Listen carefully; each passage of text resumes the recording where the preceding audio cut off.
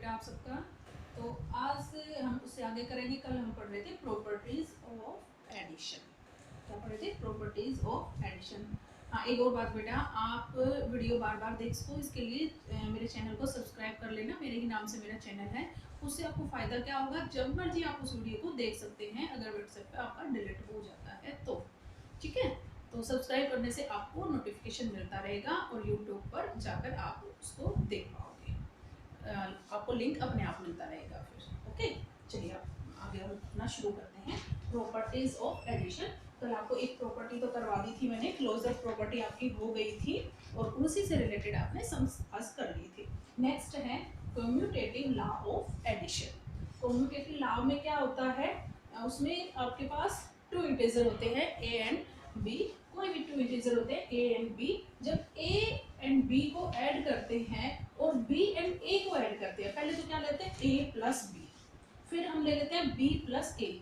उनको आगे पीछे करके ऐड करते हैं तो वो क्या आते हैं, उनका सम्स क्या आता है, इक्वल। अगर उनका सम इक्वल आता है तो वो कौन सा लॉ होता है, कम्यूटेटिव लॉ। फॉर एग्जांपल ले लेते हैं ए लेते हैं -6 और बी लेते हैं 4। इसमें रख के देते हैं ए -6 बी 4। क्या है, यहाँ नेगेटिव इंटीजर है और यहाँ पॉजिटिव इंटीजर है। तो नेगेटिव इंटीजर ज्यादा है, कितना है, ओनली 2। तो ये रहा -2। अब दूसरी साइड ले लेते हैं, बी में लिखेंगे 4, ए में लिखेंगे प्लस -6। देखो मैंने क्या लिखा, प्लस, क्योंकि ये प्लस था, ये ए की वैल्यू थी -6, जो ब्रैकेट के अंदर लिखोगे ना आप भी ऐसे ही लिखोगे। यहाँ बी क्या आया, ये पॉजिटिव है, ये नेगेटिव। नेगेटिव इंटीजर ज्यादा है और कितना ज्यादा है, 2, और उसका सिंबल क्या है, -2। ये इसका सिंबल है नेगेटिव इंटीजर होने का। अब ये देखो, इधर भी -2 उधर भी -2, यानी ये क्या है, कम्यूटेटिव लॉ ऑफ एडिशन। कौन सी प्रॉपर्टी है, commutative law in addition. Addition मतलब जब हम उनको ऐड करते हैं। यही सेम प्रॉपर्टी आपकी सब्ट्रैक्शन में रहेंगी बेटा। तो जैसे कल एडिशन क्लोजर प्रॉपर्टी की थी, वो उसमें भी आएगी, सभी सेम रहेंगी। तो इस तरह आपके इस पर सम्स आएंगे, आप ऐसे करेंगे उसको। तो जैसे भी ये प्रूफ, इस तरह कोई भी इंटीजर हो सकते हैं। और भी एग्जांपल करोगे तब आपका क्लियर हो जाएगा, एक्सरसाइज करेंगे तब वो क्लियर हो जाएगा। एक और एग्जांपल लेके इस पर देखते हैं। अब मान लो मेरे पास a है 15 एंड b है -9। ठीक है, मैं ये साइड लेती हूँ, लेफ्ट साइड a में रखूंगी मैं 15 और b में रखूंगी मैं -9, यानी कि एक नेगेटिव इंटीजर। 15 प्लस के ज्यादा है और नेगेटिव इंटीजर कम है, तो इसलिए प्लस के ज्यादा है तो प्लस का आएगा, तो क्या आएगा 6। अब दूसरी साइड देखते हैं। अब b मेरे पास क्या है, -9, प्लस में a क्या है 15। यहाँ भी 15 ज्यादा है तो क्या आएगा, 6।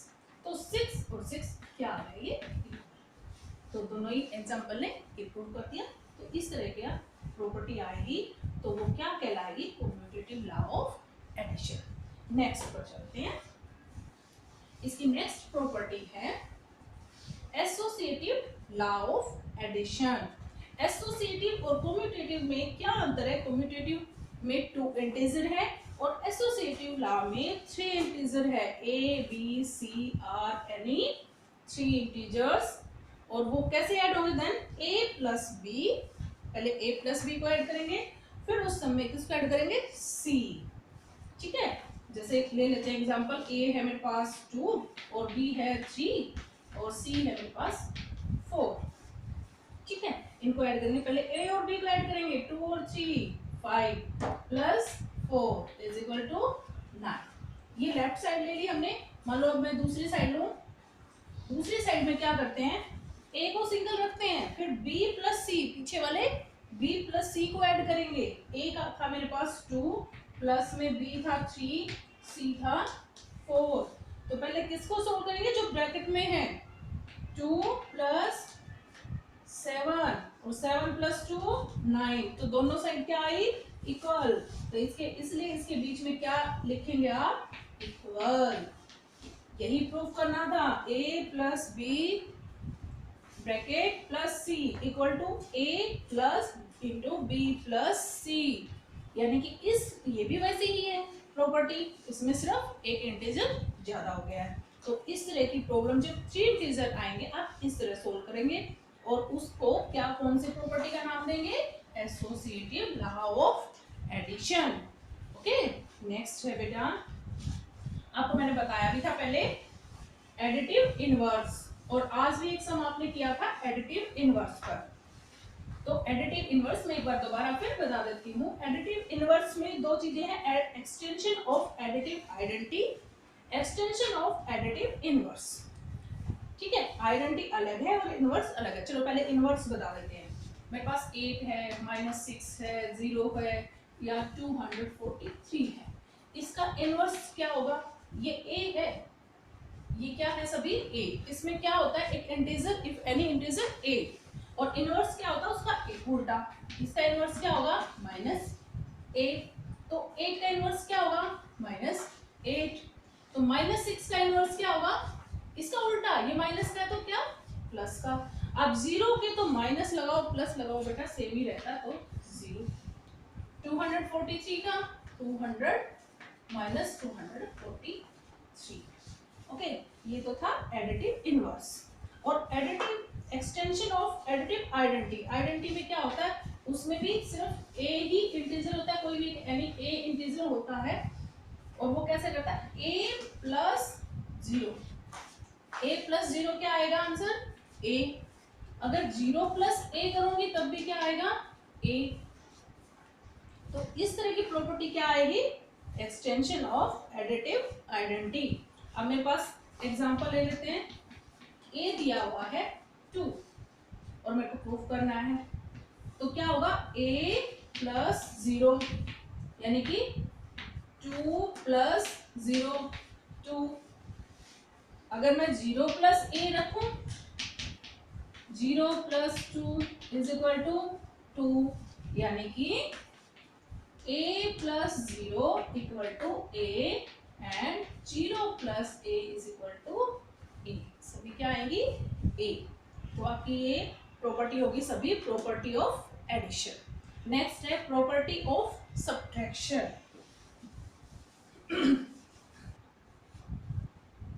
ओके, नेक्स्ट है बेटा properties of subtraction of integer. अब हमने एडिशन प्रॉपर्टीज की थी, अब हम लेते हैं सब्ट्रैक्शन, क्योंकि एडिशन के साथ साथ सब्ट्रैक्शन भी होता है, फिर मल्टीप्लाई भी आएगा, डिवाइड भी आएगा। तो अब सबसे पहली प्रॉपर्टी होती है क्लोजर प्रॉपर्टी। क्लोजर प्रॉपर्टी में तो क्या रहेगा, सब्ट्रैक्शन, कोई भी 2 इंटीजर है a एंड b का डिफरेंस जो आएगा, सब्ट्रैक्शन आएगा, is always an integer. For example a = 4, b = 8।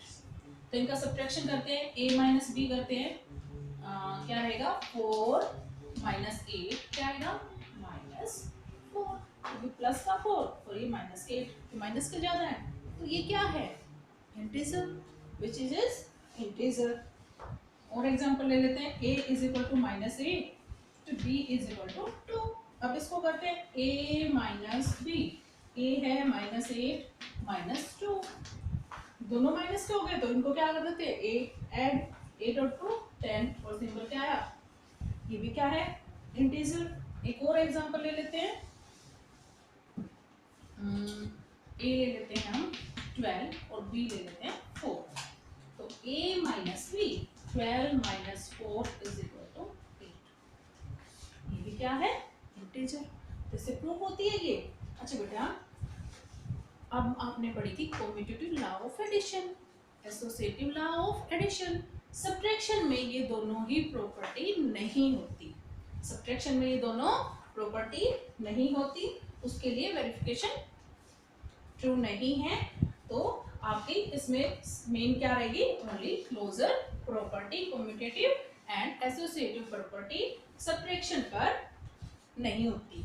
ठीक है, तो अब हम कुछ क्वेश्चंस ले लेते हैं बेटा एक्सरसाइज के, सब्ट्रैक्शन के। जैसे क्वेश्चन नंबर 4 है एक्सरसाइज का, एक्सरसाइज 1A में क्वेश्चन नंबर 4, सब्ट्रैक्शन। सब्ट्रैक्ट कोई भी ऑप्शन ए ले लिया, जैसे मैंने पार्ट 28 फ्रॉम -42, ये क्वेश्चन मैंने ले लिया। इसको क्या करना है आपको, सब्ट्रैक्ट। देखो 28 फ्रॉम 42, यानी कि 42 में से किसको सब्ट्रैक्ट करना है, 28 को।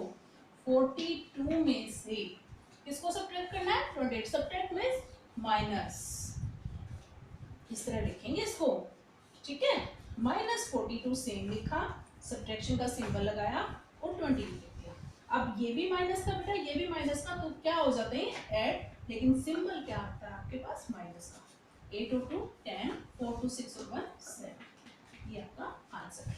इस तरह करेंगे। और एग्जांपल ले लेते हैं, जैसे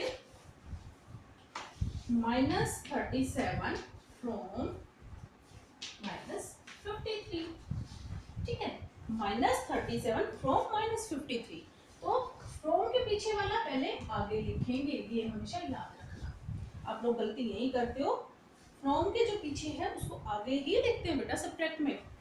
अब माइनस का सिंबल करो, फिर -37 इसको ब्रैकेट में लिखना। जब भी इस तरह दिया हो तो उसको ब्रैकेट में लिखना, कहीं आप इस वाले एक ही लिख के मत छोड़ देना। अब -53, जब मैंने आपको बताया था एक बाहर से माइनस आ रही है और एक अंदर से वो टकरा के क्या बन जाती है, प्लस, तो ये क्या बन गए, प्लस। अब एक पॉजिटिव इंटीजर हो गया और एक नेगेटिव इंटीजर, लेकिन ग्रेटर कौन है, नेगेटिव इंटीजर, सो घटा देंगे, सब्ट्रैक्ट कर देंगे। 13 में से 7 जाएगा, क्या आएगा, 6 4 3 1, तो किसके हैं ये, माइनस के, तो सिंबल भी किसका लगेगा, माइनस का। और देख लेते हैं, काफी भी एक दो एग्जांपल और ले लेते हैं। 318 फ्रॉम 0, कैसे लिखेंगे, 0 -318, और आंसर क्या आएगा, -318। आप इसको सिर्फ यू नहीं लिख सकते, नहीं, तो ये माइनस के हैं तो माइनस का ही लिखना है। तो क्वेश्चन 4 आप इस तरीके से करोगे। क्वेश्चन नंबर 5 बता देती हूँ मैं आपको। क्वेश्चन नंबर 5 में क्या कहता है, सब्ट्रैक्ट द सम ऑफ, यानी कि लिख लेते हैं, subtract the sum of -1032 and 878 from -34, ये क्वेश्चन है। देखो सब्ट्रैक्ट यानी सब्ट्रैक्ट करना है किसी, the sum of this and this, इसके सम को, इनके सम मतलब ऐड करने के बाद -34 में से उसको सब्ट्रैक्ट करना है। दो क्वेश्चन हो गए इसी के अंदर, देखो समझो, सब्ट्रैक्ट द सम, यहाँ तक सम किसका, इन दोनों का, और फिर क्या करना, जब वो आंसर आएगा फ्रॉम -34 में से सब्ट्रैक्ट करना है। पहले तो हम क्या ले लेंगे, सम निकालेंगे इनका, -1032 प्लस 878, पहले करेंगे इस तरह से सम, ठीक है। अब ये माइनस का ही ज्यादा है इंटीजर और प्लस का कम है, तो माइनस का ही बचेगा। 12 में से 8 गए 4, 12 में से 7 जाएंगे 5, और यहाँ 9 में से 10 गए 1, क्या आया, -154। अब क्या करना है, जो ये आया है वो किस में से करना है, -154 फ्रॉम -34, ये क्वेश्चन अब बन गया आपका। सब्ट्रैक्ट इन दोनों का सम फ्रॉम -34, तो इसको लिखेंगे आप -34 माइनस ब्रैकेट -154, -34, एक माइनस बाहर है, एक माइनस बाहर है, तो क्या हो जाएगा, प्लस, -34 प्लस 154, क्या हो गया, अब ये इंटीजर प्लस का ज्यादा हो गया, तो आंसर क्या आएगा, 4 - 4 0, 5 - 3 2 और 1, ये आपके पास पॉजिटिव इंटीजर है 120। ऐसे सोल्व करना बेटा। एक और क्वेश्चन ले लेते हैं, क्वेश्चन नंबर 6। चलिए पोस्ट किया। क्वेश्चन नंबर 6 में फिर ऐसे क्या कहता है, subtract -134 from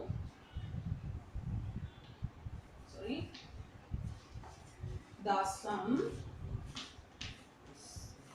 of 38 and -87।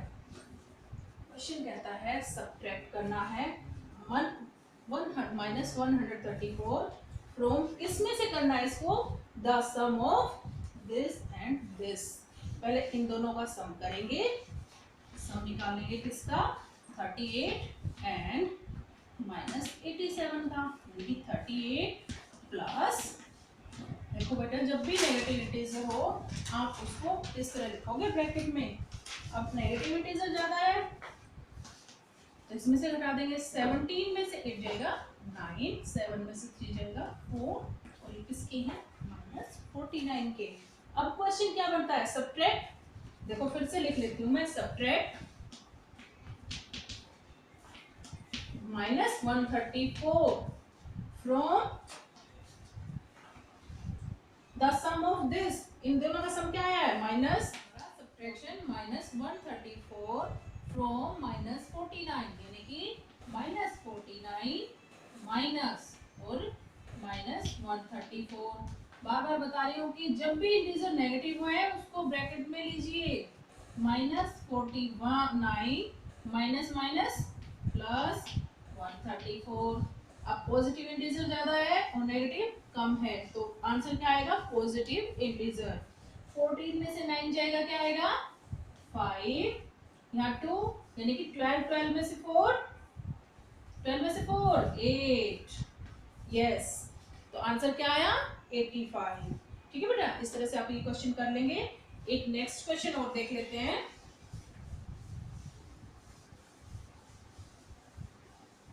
Next question में क्या है, फिल इन द ब्लैंक्स। क्या है, फिल इन द ब्लैंक्स। आप इस तरह के ब्लैंक्स करते थे बेटा, जैसे 8 + 4 + 3, दूसरी तरफ होता था 4 + डैश + 8, तो इस तरह ब्लैंक्स दिए होते थे आपके पास, A B C, मान लो A dash B C, missing value लिखना होता था। Fill in the blanks means missing value. देखो 4 भी है हमारे पास और 8 भी है, क्या मिसिंग है 3। तो अब यही वाली चीज किस में आ गई, इंटीजर में। कोई टेंशन वाली बात नहीं है, वो इंटीजर में आ गया, ये सिंपल में था, पॉजिटिव इंटीजर था, अब पॉजिटिव और नेगेटिव इंटीजर में आ गया। तो क्वेश्चन देख लेते हैं। जैसे पहला क्वेश्चन है -13 + 27 + -41, नेक्स्ट दूसरी साइड इक्वल -13 प्लस में 27 प्लस ब्लैंक एंड डैश। देखो बेटा मैंने आपको एसोसिएटिव प्रॉपर्टी करवाई थी, A + B + C, उधर क्या आएगा A + B + C, तो ये A है आपका प्लस B + C, उधर देखो ये 13 यानी कि A + B + C, लेकिन यहाँ C मिसिंग है तो C क्या है -41, तो इस ब्लैंक में आप क्या लिखोगे -41, यानी कि यहाँ पर क्या आएगा -41। इस तरह से चेक कर लीजिएगा। नेक्स्ट है जैसे 53 + -37 = -37 plus dash A + B equal to A, sorry क्या था, कॉम्यूटेटिव लॉ ऑफ एडिशन में क्या था, A + B B + A, A B B और A क्या है यहाँ पर 53, तो यहाँ क्या आएगा 53। ये सभी प्रॉपर्टीज पे है बेटा। अब नेक्स्ट है -72 + डैश इक्वल टू -72। ये देखिए ये क्या है, a plus 0 is equal to a, या फिर -a plus 0 is equal to -a। ये मैंने नेगेटिव है तो -a ले लिया, -a प्लस 0 -a क्या था, ये एक्सटेंशन ऑफ एडिटिव आइडेंटिटी। तो यहाँ पर क्या आएगा, 0। क्या पुट करेंगे यहाँ पर, 0। एक और देख लीजिए, minus into -83 is equal to, ये क्या है, इनवर्स किसका, -83 का इनवर्स क्या होगा, उसका -83 का पॉजिटिव हो जाएगा 83। उसी तरह -60 माइनस डैश -59, यहाँ पर क्या आएगा, -60 माइनस डैश -59, यानी कि माइनस का तो है ही, यहाँ पर क्या आएगा, माइनस का 1। क्यों, क्योंकि -60 माइनस माइनस क्या हो जाएगी, +1, और क्या आ जाएगा आंसर, -59। ओके, तो बेटा आज आपको एक्सरसाइज 1A में क्वेश्चन 4 to 7 सोल्व करने हैं, 4 to 7 सोल्व करने हैं। ध्यान से बनाना, कॉपियां अच्छे से बनाना, और कोई भी प्रॉब्लम हो तो डिस्कस कर लेना। Okay, thank you.